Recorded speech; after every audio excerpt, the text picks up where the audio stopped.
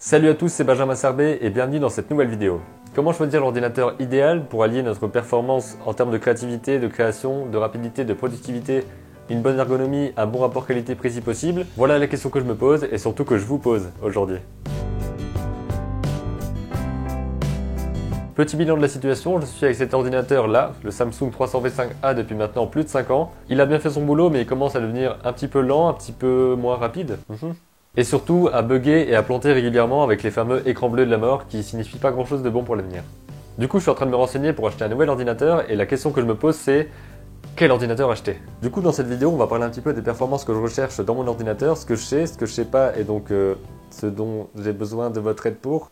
On commence par le premier point, c'est un ordinateur portable. Celui-là fait 15,6 pouces et je pense pas aller au-dessus parce que les 17 pouces sont déjà trop grands, trop volumineux et trop lourds je pense pour l'utilisation que je vais en faire. Donc l'ordinateur sera entre 13 et 16 pouces. 13 pouces ça me semble un petit peu petit, surtout pour travailler sur des images etc. Mais la Cintiq 13 HD fait 13 pouces et ça me semble déjà assez intéressant, surtout qu'au niveau de la résolution on est sur du Full HD. Donc c'est surtout ça qui va jouer je pense, plutôt que la taille de l'écran. Ensuite concernant la puissance de la machine, il me faut absolument plus de RAM, c'est-à-dire de mémoire vive. Sur celui-ci il y a 4 Go qui était le standard au moment où je l'ai acheté. Mais maintenant le standard serait plutôt 8 Go et il faudrait même que j'ai 16 Go pour être vraiment à l'aise et pouvoir faire des travaux fluidement, les montages vidéo sans que ça rame et en mettant moins de temps, etc. Donc la RAM va être un point très important dans mon choix. Autre point important, le processeur. Sur celui-là j'ai un Intel Core i7 de je ne sais plus quelle génération, je crois que la dernière c'est 6, donc celui-là c'était bien avant. Donc pour le processeur de mon ordinateur portable, il faudrait un Intel Core i7 de dernière génération si possible ou un petit peu avant, ou un Intel Core i5, un peu moins puissant mais qui peut valoir le coup si à côté il y a assez de RAM, assez de disque dur, etc. et que je peux avoir une machine assez puissante, tu vois. Ça nous fait arriver à l'autre point important, l'espace du disque dur. Sur celui-ci, j'avais deux disques durs, donc disque dur C et D sur Windows, et qui faisaient en tout à peu près 750 Go. Évidemment, à côté, il faut que j'ai un ou plusieurs disques durs externes pour permettre d'avoir le surplus de données et surtout les mettre plus à l'abri que dans mon disque dur ici. Et donc au niveau des disques durs, j'ai cru comprendre qu'il existait deux types de disques, à savoir HDD et SDD. Si j'ai bien capté le truc, HDD c'est plus puissant, ça permet d'avoir plus d'espace, mais c'est moins rapide, tandis que SDD c'est l'inverse, c'est plus rapide, mais il y a moins de puissance en termes d'espace et de gestion du stockage. Vous pouvez me dire évidemment si je me trompe, c'est une vidéo où je ne me place pas en tant que grand connaisseur, donc dites-moi en commentaire toutes les conneries que je raconte. En tout cas, je compte partir sur un modèle où il y a au moins 500 Go de disponible en disque dur, ou bien 250 si c'est vraiment du SSD, que je sais que c'est très rapide, etc. et que je peux gérer les données à l'extérieur. Je sais qu'à l'heure actuelle, j'ai besoin de connectiques rien que pour brancher cette tablette là, il me faut un port USB, un port HDMI, il faut aussi de quoi brancher évidemment micro et casque, normal. Et aussi avoir de quoi brancher un clavier, une souris, etc. Donc je pense qu'avoir 3 ports USB, ce sera pas mal. Au niveau du lecteur graveur de disques CD, DVD, j'en ai un ici, mais honnêtement je m'en sers pas beaucoup parce que quand j'ai un driver installé, un pilote installé, je vais sur le site directement du constructeur. Et lorsque je regarde un DVD, je regarde sur mon lecteur DVD.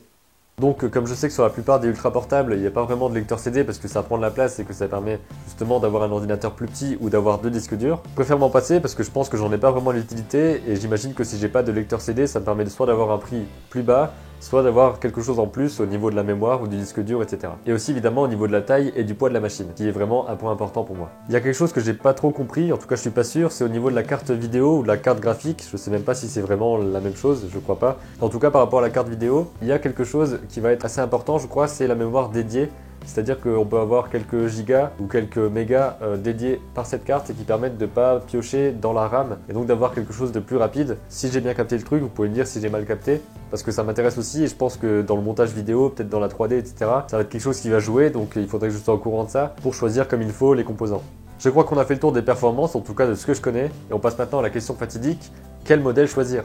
Et l'autre question fatidique qui vient à côté, est-ce que je reste sur un PC qui marche avec Windows ou est-ce que je passe sur Mac avec macOS. Je suis pas familier des Macs, j'ai travaillé sur quelques Macs à l'école, mais je suis essentiellement sur mon PC. J'ai toujours eu des PC avec Windows XP pour le tout premier et Windows 7 pour celui-là. J'imagine que si j'en ai un nouveau, ce sera sur Windows 10. Mais je suis assez curieux de savoir comment ce serait avec un Mac, parce qu'apparemment l'interface est plus intuitive, en tout cas c'est répandu pour être comme ça. Et surtout au niveau des Macs, ce qui va m'intéresser, ce sera la puissance de la batterie. Parce que visiblement la batterie tient beaucoup plus longtemps que la plupart des PC. Et pour un ordinateur portable, ça va être vraiment une question importante. Même si la plupart du temps, je suis toujours près d'une prise secteur et qu'il n'y aurait pas vraiment de souci à avoir seulement 3 ou 4 heures d'autonomie. Mais si je peux avoir quelque chose qui a 6, 7, 8 heures, ce serait vraiment le top. Donc l'autonomie, ça va être un critère assez important. On va passer à la partie rêvée, la partie où j'ai de l'argent et où je peux acheter le modèle haut de gamme. Donc je vais vous expliquer ici quel modèle serait parfait, je pense. Au niveau des Macs, ce serait le MacBook Pro parce que le MacBook Air n'est pas assez performant, je pense. Et le MacBook Pro est vraiment conçu pour de la performance et pour de la gestion d'outils assez lourds, etc. Donc à ce niveau-là, l'idéal serait le MacBook Pro Retina 15 pouces. Et encore, il y a d'autres caractéristiques. Par exemple, il y a le MacBook Pro Retina 15 pouces. On peut choisir si on a un Core i5 ou un Core i7. On peut choisir si on a 250 Go, 500 Go ou 1 Tera en disque dur. On peut aussi choisir si on a 8 ou 16 Go en mémoire vive, en RAM. Mais évidemment, plus on augmente les composants, plus les centaines d'euros s'accumulent et on peut arriver à quelque chose genre 2000, 2500, 3000 euros pour les modèles les plus puissants. Donc c'est vraiment, je pense, hors de mon budget, mais complètement. Mais il y a peut-être des compromis à faire à ce niveau-là. L'écran Retina, je pense que c'est pas indispensable, mais que c'est assez important que j'en ai un si j'achète un Mac. Ça me permet d'avoir un confort visuel beaucoup plus important, je pense, et surtout plein de détails, etc. en termes de vidéo, de montage et aussi de création d'images. Et j'imagine aussi que ça va très vite devenir la norme, c'est très haute résolution, donc autant en avoir un tout de suite qui pourra toujours valoir quelque chose d'ici quelques temps. À ce moment-là, les compromis se feraient soit au niveau de la mémoire vive, soit au niveau du disque dur, soit au niveau du processeur. Je me demande à quel niveau ce serait le plus intéressant. Est-ce que c'est mieux d'avoir un peu moins de mémoire vive mais un processeur plus puissant, ou d'avoir un peu moins de disques mais d'avoir les 16 Go de RAM?